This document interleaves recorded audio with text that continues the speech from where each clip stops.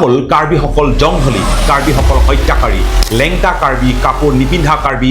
তেতিয়া আমিও ক'ব পাৰিলোহেঁতেন এনেধৰণে, নহয়নে? অসমীয়া ভাষীসকল ধৰ্ষণকাৰী, হত্যাকাৰী। নমস্কাৰ, মই লিনচং ৰংহাৰ, কাৰ্বি জনজাতিৰ এজন গৰ্বিত অসমীয়া। আমাৰ সকলোৰে অসম আৰু আমি অসমৰ কাৰ্বি জনজাতি, যুঁজাৰু আৰু সাহসী। কিন্তু আমাৰ নিজৰ মাটিতেই আজি আমাক বহিৰাগতই কাৰ্বি চিঙি গবেগ ঢগনি দিয়া উদাহৰণ আপোনালোকে দেখিলে আৰু আমি সখিম। তাৰ আগত আৰু পিছতো আমাৰ প্ৰতিবাদক আপোনালোকে দেখিলে আৰু সকলো অসমীয়া খিলঞ্জীয়া লোকে আমাক সাহস দিলে, সমৰ্থন দিলে, তাৰ বাবে ধন্যবাদ। কিন্তু আচৰিতভাৱে দেখা গ'ল কিছুমানে কমেণ্ট দিলে, মন্তব্য দিলে যে অভিনীলৰ কথা পাহৰি গ'ল নেকি যে আপোনালোকে কাৰ্বিসকলৰ লগত থিয় দিলে, মাত মাতিছে, আন্দোলনক সমৰ্থন কৰিছে। আপোনালোকক কৈছোঁ শুনক, অভিনীলৰ ঘটনাত আমি অত্যন্ত দুখ প্ৰকাশ কৰিছোঁ, কিন্তু য'ত তেওঁলোকৰ হত্যা হৈছিল তাত অসমীয়া লস্কৰ উপাধি মানুহ আছিল, বড়ো মানুহ আছিল। কিন্তু কাৰ্বি মানুহকেই সেই কথাক লৈ মানসিক শাৰীৰিক হাৰাশাস্তি কৰা হ'ল, এতিয়াও কৰে।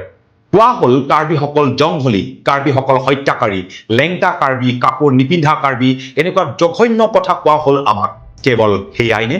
ঠায়ে ঠায়ে আমাৰ কাৰ্বিসকলক মাৰপিট কৰিলে, আমাক পুলিচ প্ৰটেকশ্যন দিব লগা হ'ল গুৱাহাটীৰ হোষ্টেলে হোষ্টেলে, কাৰণ আমি কাৰ্বি।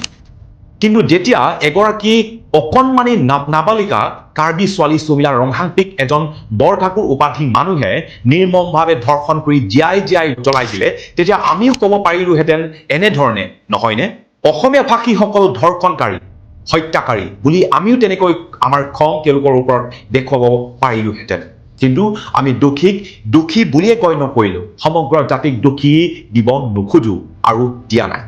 বাৰু গ'ল কথা গৈছিল, আপোনালোকক কথা কেইটা ভাগ বতৰা কৰিলোঁ, ভুল শুদ্ধ আপোনালোকে উপলব্ধি কৰিব, বিচাৰ কৰিব, কমেণ্ট দিব। আমি আমাৰ মাজতে যুঁজ বাগৰ কৰি থাকিলে অসমখনক কোনে ৰাখিব আৰু কোনে সুৰক্ষা দিব? বহিৰাগতৰ দপদপনি আপোনালোকে দেখিছে কাৰ্বি আংলঙত, আমাৰ বিভিন্ন প্ৰান্তত, অসমৰ বিভিন্ন প্ৰান্তত। গতিকে আমি সকলো অসমৰ খিলঞ্জীয়া মানুহে একেলগে থিয় হৈ অন্যায়ৰ বিৰুদ্ধে মাত মাতিব লাগিব। ইমান ধুনীয়া আমাৰ অসমখনৰ কোনো ভূমিপুত্ৰ অধিকাৰৰ পৰা বঞ্চিত নহওক যাতে সেয়া গুৰুত্ব দিব লাগিব। কিন্তু আমি অকলেই সিমান কৰিব নোৱাৰোঁ যিমান একেলগে হৈ কৰিলে পাৰিম। হয়, আমাক অভিনীলৰ প্ৰকৃত দোষীয়ে শাস্তি পোৱাটো বিচাৰোঁ, কিন্তু সুমিলা ৰংহাংপিৰ কথা পাহৰিব নোৱাৰোঁ। ন্যায় সুমিলাও পাব লাগিব।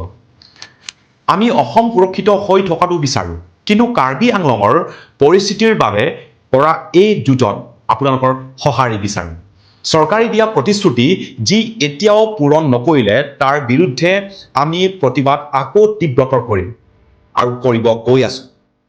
আৰু আমাৰ দাবী পূৰণ নোহোৱা পৰ্যন্ত অনিৰ্দিষ্টভাৱে এই প্ৰতিবাদ হ'ব। আৰু এই যুঁজত সমগ্ৰ অসমৰ খিলঞ্জীয়াই আমাক সাহস দিব, মৰম দিব, আশীৰ্বাদ কৰিব, আমাৰ লগত থিয় দিব। কাৰণ কাৰ্বি আংলঙৰ সমস্যা কেৱল কাৰ্বি আংলঙৰ সমস্যা হৈ থকা নাই, সমগ্ৰ অসমৰ একেই সমস্যা। নিৰ্বাচনৰ সময়তে বহিৰাগতৰ দপদপনি দেখা গ'ল অসমৰ বিভিন্ন প্ৰান্তত। গতিকে খিলঞ্জীয়া বিৰোধী সকলোকে সকীয়াই দিব বিচাৰিছোঁ, এইখন নতুন অসম, জুবিন গাৰ্গৰ অসম, কাকো খাতিৰ নকৰা অসম। ধন্যবাদ কাৰ্ডম, জয় আই অসম।